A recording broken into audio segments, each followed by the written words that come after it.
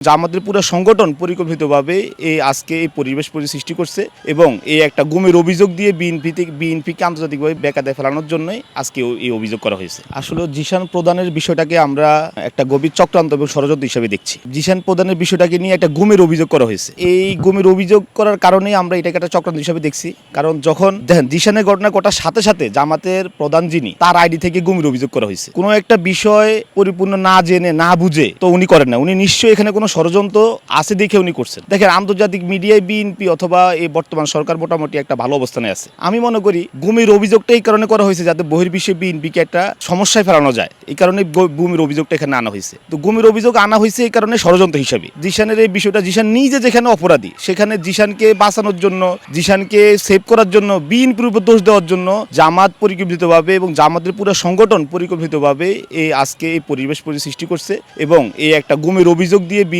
বিএনপিকে আন্তর্জাতিকভাবে বেকায়দায় ফেলানোর জন্যই আজকে এই অভিযোগ করা হয়েছে। জামাত কিন্তু এই ধরনের অনেক কাজ করে যাচ্ছে বিভিন্ন জায়গার মধ্যে, বিভিন্ন এলাকার মধ্যে আমরা প্রতিনিয়ত খবর পাচ্ছি। জামাত যখনই দেখে যে এই ধরনের ঘটনাগুলা তাদের কর্মীরা ঘটাচ্ছে তখনই তারা এই দোষগুলোকে অন্যভাবে মোটিভেশন করে অন্য জনের উপর দোষ দেওয়ার জন্য তারা চেষ্টা করছে এবং কিছু হলে ইসলামে এটার মধ্যে ইসলাম বিষয়টাকে নিয়ে আসছে যাতে মানুষের সিম্পিতি অর্জন করা যায়। আসলে সবকিছুর মধ্যে ইসলাম নিয়ে আসাটা তো এটা অবশ্যই ঠিক না। ইসলাম ভিতরে ঢুকে জিনিসটাকে একদম ইজি বা নর্মালাইজ করার জন্য ওরা চেষ্টা করছে। তা আমরা মনে করি জিশানের পুরো বিষয়টা আসলে একটা ষড়যন্ত্র পরিকল্পনা।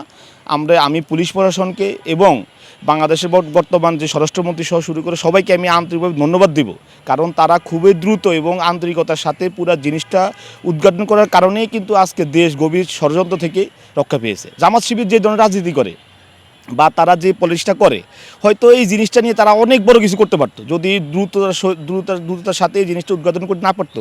তাহলে তারা দেশের মধ্যে একটা বিশৃঙ্খল পরিস্থিতি সৃষ্টি করতো এবং বর্তমান যে স্বৈরাচার আছে তারাও তাদের সাথে যোগ দিয়ে এই গুম ইস্যুটাকে নিয়ে দেশের মধ্যে একটা বিশৃঙ্খল পরিবেশ সৃষ্টি করতো তারা। স্বরাষ্ট্রমন্ত্রী সহ শুরু করে সরকারের ঊর্ধ্বতন সবাইকে ধন্যবাদ জানাচ্ছি, তারা দ্রুত এই জিশান নাটকের অবসান ঘটিয়েছে। আমাদেরও প্রশ্ন এটাই সে যদি অপরাধী না করে তাহলে দল থেকে কেন বহিষ্কার করলো?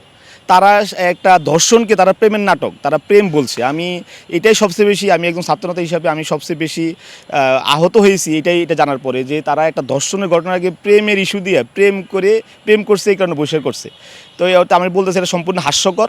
তাদের চরিত্র এরকম, তারা সবসময় বিভিন্নভাবে এই ধরনের কাজে সম্পৃক্ত থাকে। আমরা বিভিন্ন নিউজ পত্রিকা সবসময় দেখি তারা এই ধরনের কাজে তারা জাতিগতভাবে সংগঠনভাবে তারা এই ধরনের কাজে লিপ্ত থাকে সবসময়। তাদের প্রতি আমরা আহ্বান, আপনারা এই ধরনের এই ধরনের কর্মকাণ্ড ছেড়ে আপনারা নতুন বাংলাদেশে সুষ্ঠু রাজনীতির মধ্যে ফিরে আসুন।